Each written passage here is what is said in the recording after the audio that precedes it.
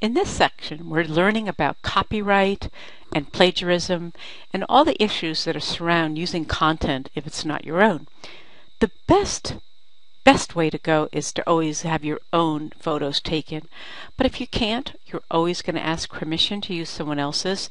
And if all else fails, you're either going to purchase or get free royalty-free media. Now, using royalty-free images, there are several usage images that you must be aware of.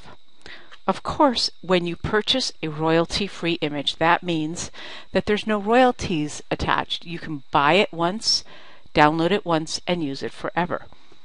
If you do purchase a royalty-free image, you can use the image as whole, crop it, you can mask it, you can use only certain elements of it, you can edit and manipulate the image to fit your purposes.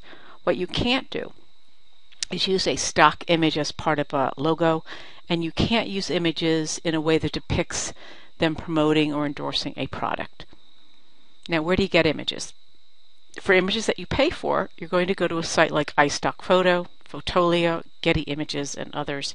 And the beauty of these sites is that when you set up an account like this one on Fotolia, you put in $20, $25 and it buys credits.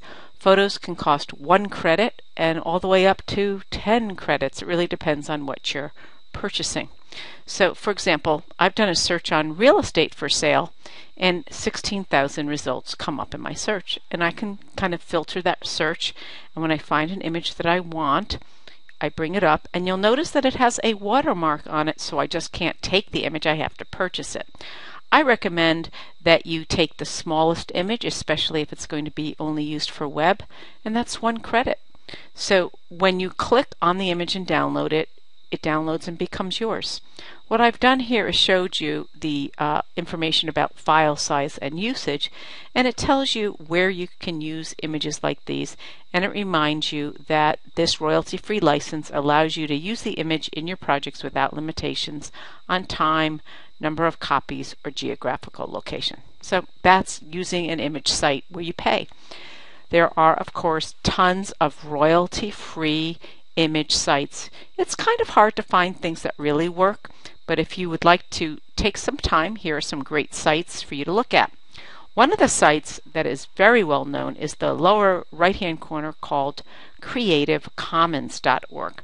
When you go to creativecommons.org, right on the front page, there is a place to find licensed content. Creative Commons is a non-profit organization that has been created to give people another option for ways to copyright their photos.